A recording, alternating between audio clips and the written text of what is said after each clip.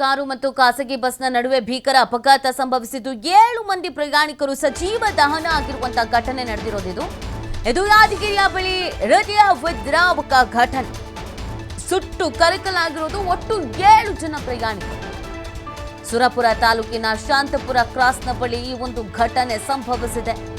Bus ಮತ್ತು car 2 ಬೆಂಕಿಗೆ ಆಹುತಿಯಾಗಿರುವುದು. ಬೆಂಗಳೂರಿನಿಂದ ಕಲಬುರಗಿಗೆ ಹೊರಟಿದ್ದಂತ ಬಸ್ಸು ಇದು ಅನ್ನೋದು ಗೊತ್ತಾಗ್ತಾ ಇದೆ. ನೋಡಿ, ಬೆಂಗಳೂರಿನಿಂದ ಕಲಬುರಗಿಗೆ ತೆರಳ್ತಾ ಇದ್ದಂತ ಬಸ್ಸು ಇದು ಅನ್ನೋದು ಗೊತ್ತಾಗ್ತಾ ಇದೆ. ದೃಶ್ಯದಲ್ಲಿ ನೀವು ಗಮನಿಸ್ತಾ ಇದ್ದೀರಾ, ಸುಟ್ಟು ಕರಕಲಾಗಿ ಹೋಗಿರೋದು. ಕಾರ್ನಲ್ಲಿದ್ದವರು 5 ಜನ, ಬಸ್ನಲ್ಲಿದ್ದಂಥ 2, ಟೋಟಲ್ ಆಗಿ 7 ಮಂದಿ ಸಜೀವ ದಹನವಾಗಿ ಹೋಗಿದ್ದಾರೆ. ಬೆಂಗಳೂರಿನಿಂದ ಕಲಬುರಗಿಗೆ ಹೊರಟಿದ್ದಂಥ ಬಸ್ನಲ್ಲಿ ಎಷ್ಟು ಮಂದಿ ಇದ್ರು, ಅವರ ರಕ್ಷಣೆ ಹೇಗಾಯಿತು, ಏನು ಎತ್ತಾ, ಬಸ್ನಲ್ಲಿ ಪ್ರಯಾಣಿಕರು ಎಷ್ಟು ಮಂದಿ ಇದ್ರು ಅನ್ನೋದ್ರ ಬಗ್ಗೆ ಮಾಹಿತಿ ಸಿಗಬೇಕು. ಬಸ್ನಲ್ಲಿದ್ದಂಥ 2, ಕಾರ್ನಲ್ಲಿದ್ದಂಥ ಒಟ್ಟು 5, ಒಟ್ಟು ಟೋಟಲ್ ಆಗಿ 7 ಮಂದಿ ಇದರಲ್ಲಿ ಮೃತಪಟ್ಟಿದ್ದಾರೆ ಅನ್ನೋದು ಗೊತ್ತಾಗ್ತಾ ಇದೆ. ಬೆಂಕಿ ನಂದಿಸುವಂಥ ಕೆಲಸವನ್ನು ಮಾಡಿದ್ರೂ ಸಾಧ್ಯವೇ ಆಗಲಿಲ್ಲ. ಧಗನೆ ಹೊತ್ತು ಉರಿದಿದೆ. ನೀವು ನೋಡ್ತಾ ಇರ್ಬೋದು, ಮುಖಾಮುಖಿಯಾಗಿ ಡಿಕ್ಕಿ ಸಂಭವಿಸಿರುವಂಥದ್ದು ಇದು.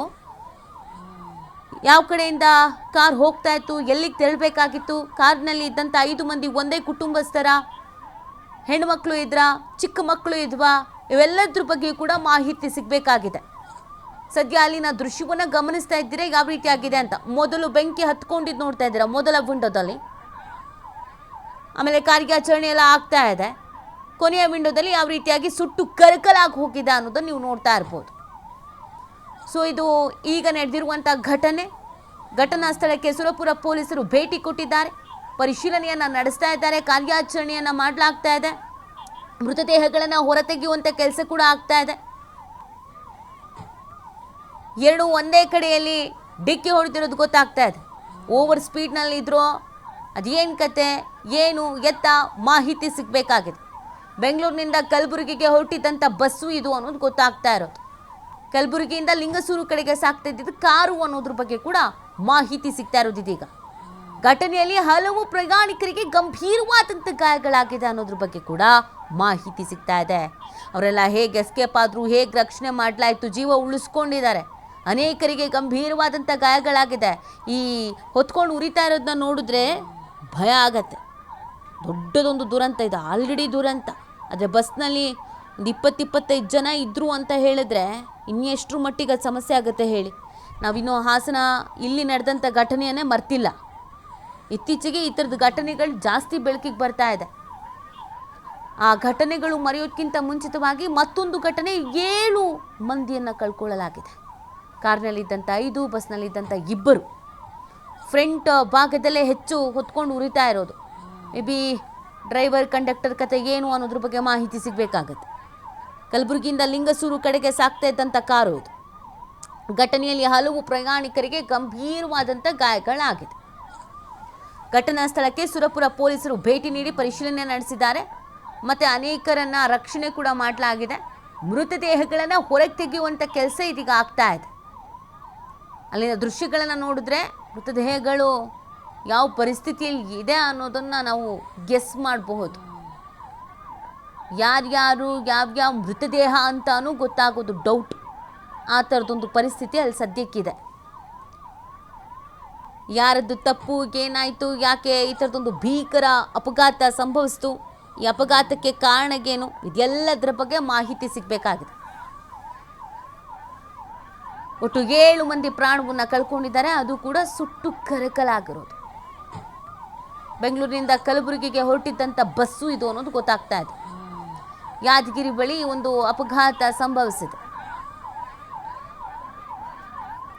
ಮಾಹಿತಿ ನೀಡ್ತಾರೆ ನಮ್ಮ ಪ್ರತಿನಿಧಿ ಮಲ್ಲಪ್ಪ. ಸದ್ಯದ ಸಿಚುವೇಶನ್ ಏನಿದೆ?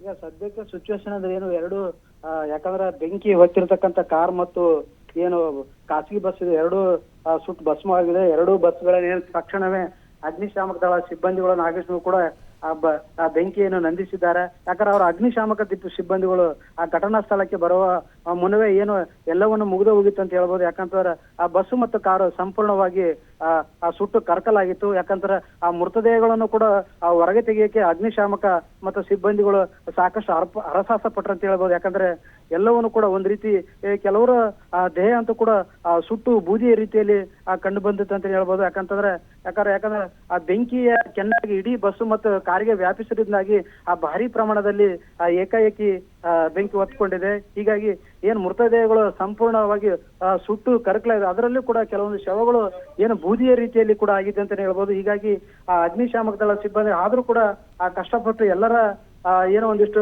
ಮೃತದೇಹಗಳಿದೆ ಒಂದಿಷ್ಟು ತೆಗೆದುಕೊಂಡಿದ್ದಾರೆ.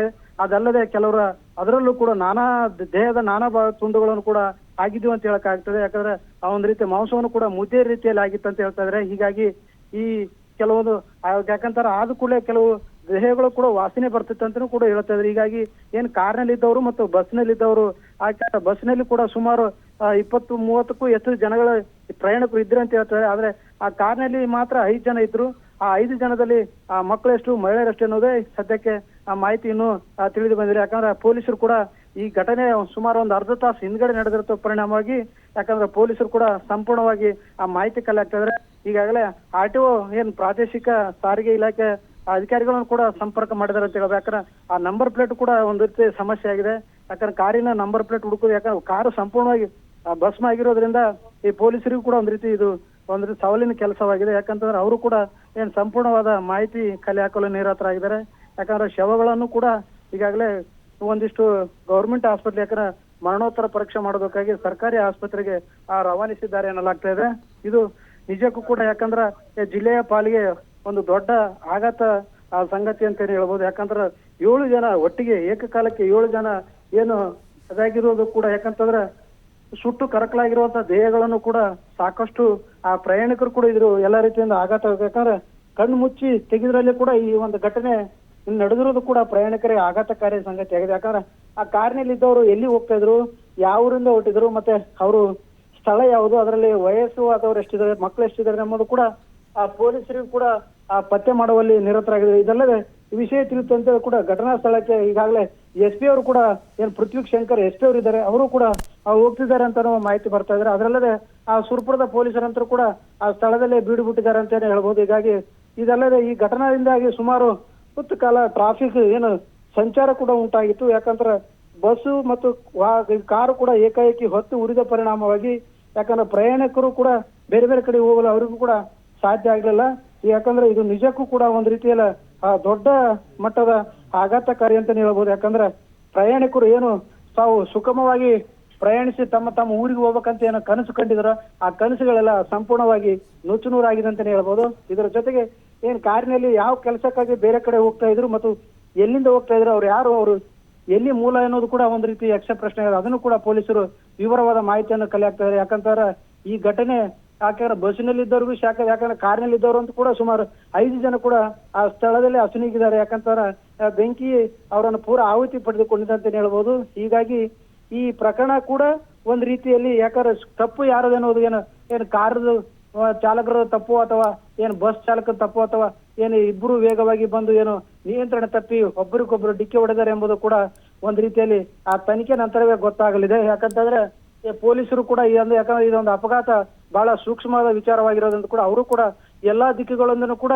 ಆ ತನಿಖೆ ಮಾಡ್ತಾರೆ. ಇಲ್ಲಲ್ಲದೆ ಆ ಘಟನಾ ಸ್ಥಳದಲ್ಲಿ ಪ್ರತ್ಯಕ್ಷದರ್ಶಿಗಳು ಏನಾದ್ರು ಇದ್ರ ಅಥವಾ ಈ ಘಟನಾ ನಡೆಯುವಾಗ ಯಾರಾದ್ರೂ ಅಕ್ಕಪಕ್ಕದಲ್ಲಿ ಏನಾದ್ರು ಇದ್ರ ಎನ್ನುವುದು ಕೂಡ ಅವರು ಕೂಡ ಆ ಮಾಹಿತಿ ಕಲೆ ಆಗ್ತಾರೆ. ಯಾಕಂದ್ರೆ ಆ ಶಾಂತಪುರ ಕ್ರಾಸ್ ಮೂಲಕ ನಿತ್ಯ ಸಾವಿರಾರು ವಾಹನಗಳು ಓಡಾಡ್ತಿವೆ. ಯಾಕಂತಂದ್ರೆ ಇದು ಬೆಂಗಳೂರು ಕಡೆ ಹೈವೇ ಹೆದ್ದಾರಿ ಆಗಿರೋದ್ರಿಂದ ಕೂಡ ಪ್ರಯಾಣಿಕರು ಖಾಸಗಿ ಬಸ್ ಮತ್ತು ಸರ್ಕಾರಿ ಬಸ್ಗಳು, ಕಾರು ಸೇರಿದಂತೆ ಬೇರೆ ಬೇರೆ ವಾಹನಗಳು ನಿತ್ಯ ಸಾವಿರಾರು ಓಡಾಡ್ತವೆ. ಯಾಕಂತಂದ್ರೆ ಈ ಘಟನೆ ಯಾರದು ಹೇಗಾಯ್ತು ಅನ್ನೋದು ಕೂಡ ಒಂದ್ ರೀತಿಯಲ್ಲಿ ಅವ್ರಿಗೂ ಕೂಡ ಒಂದು ಆ ಸವಾಲಿನ ಪ್ರಶ್ನೆ ಆಗಿದೆ ಅಂತಾನೆ ಹೇಳ್ಬೋದು. ಯಾಕಂದ್ರೆ 7 ಜನ ಸಜೀವದನ ಆಗಿರೋದು ಯಾಕಂತಾರೆ ಇದು ಸಣ್ಣ ವಿಷಯ ಅಲ್ಲ, ಅತ್ಯಂತ ದೊಡ್ಡ ಘಟನೆ ಆಗಿದೆ. ಇದೊಂದು ನಿಜಕ್ಕೂ ಕೂಡ ಜಿಲ್ಲೆಯ ಪಾಲಿಗೆ ಹೃದಯ ವಿದ್ರಾವಕ ಘಟನೆ ಅಂತಾನೆ ಹೇಳ್ಬೋದು. ಯಾಕಂದ್ರೆ ಆ ಪೊಲೀಸರು ಕೂಡ ಇದನ್ನು ಈಗಾಗಲೇ ಎಲ್ಲಾ ಗಾಯಾಳುಗಳನ್ನ ಕೆಲವರಿಗೆ ಒಂದಿಷ್ಟು ಗಾಯಾಳಾದರೂ ಕೂಡ ಸರ್ಕಾರಿ ಆಸ್ಪತ್ರೆ, ಇನ್ನು ಕೆಲವರು ಕೂಡ ಬೇರೆ ಬೇರೆ ಖಾಸಗಿ ಆಸ್ಪತ್ರೆಗಳಿಗೆ ಚಿಕಿತ್ಸೆ ಪಡಿತಿದ್ದಾರೆ ಅನ್ನೋದಿಗೆ.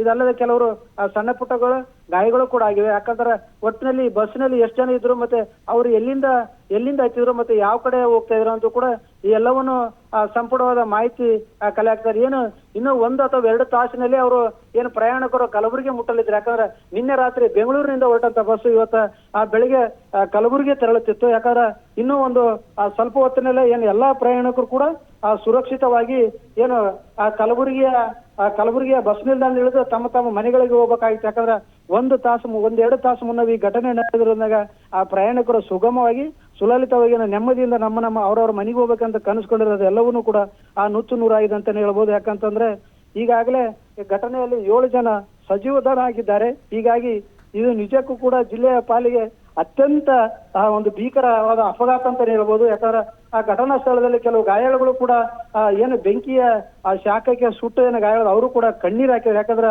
ಬಿಸಿಲಿನ ತಾಪಮಾನ ಜೊತೆಗೆ ಇದು ಬೆಂಕಿ ಕೂಡ ಏಕಾಏಕಿ ಹೊತ್ತಿಕೊಂಡಿರೋದು ಕೂಡ ನಿಜಕ್ಕೂ ಕೂಡ ಅತ್ಯಂತ ಆಘಾತಕಾರಿ. ಇದಿಲ್ಲದೆ ಏನು ಬಸ್ನಲ್ಲಿದ್ದಂತ ಏನು ಅವರವರ ಲಗೇಜ್ಗಳು ಸೇರಿದಂತೆ ಬೇರೆ ಬೇರೆ ಎಲ್ಲಾ ವಸ್ತುಗಳು ಕೂಡ ಸಂಪೂರ್ಣವಾಗಿ ಸುಟ್ಟು ಕರಕಲಾಗಿದ್ದಾವೆ.